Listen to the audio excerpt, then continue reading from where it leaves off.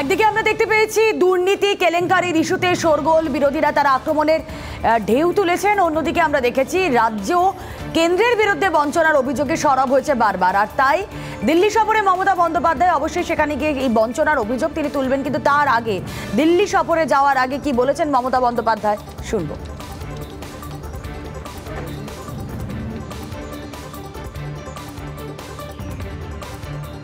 সেক্ষেত্রেও স্বাস্থ্য দপ্তরের টাকাও বন্ধ করে দিয়েছে, নাকি গেরুয়া রং করতে হবে। মেট্রো স্টেশনগুলো দেখতে পাচ্ছেন তো, সব গেরুয়া রং করে দিয়েছে সেন্ট্রাল গভর্নমেন্টে। এমনকি আমি অবাক হয়ে গেলাম, আর্মি আমাদের যাদের নিয়ে আমরা গর্ব করি, আমি সেখানে শিলিগুড়িতে দেখলাম, শিলিগুড়ির আগে শুকনার ওখানে সব বাড়িগুলোকে সব গেরুয়া করে দিয়েছে। আর আমাদের বলছে সব স্বাস্থ্যকেন্দ্রে সব গেরুয়া করে দিতে হবে। কেন আমরা গেরুয়া করব? কে কী খাবে সেটাও ঠিক করে দেবে, কে কী পড়বে সেটাও ঠিক করে দেবে, সিলেবাসে যা ইচ্ছে তাই ঢোকাবে।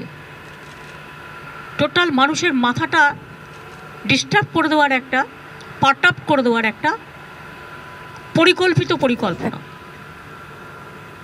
এবং সেটা নিয়ে নিশ্চয়ই আমরা আওয়াজ তুলব এবং আওয়াজ তুলছি।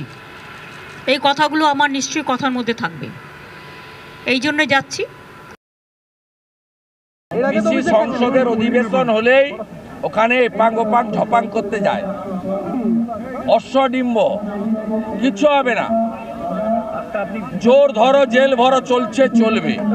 যে এই প্রথম, এর আগেও গত বছর তৃণমূলের সাংসদরা সংসদ অফিসে 17 জন সাংসদ মিলে মোদিজির সঙ্গে মিট করেছিল, এবং যারা মোদিজিকে গালাগালি করে মাইকে পশ্চিমবঙ্গের মাটিতে এসে, তারা মোদিজির সামনে হাত জোড় করে কি করুণ অবস্থায় দাঁড়িয়েছিল লোক দেখেছে।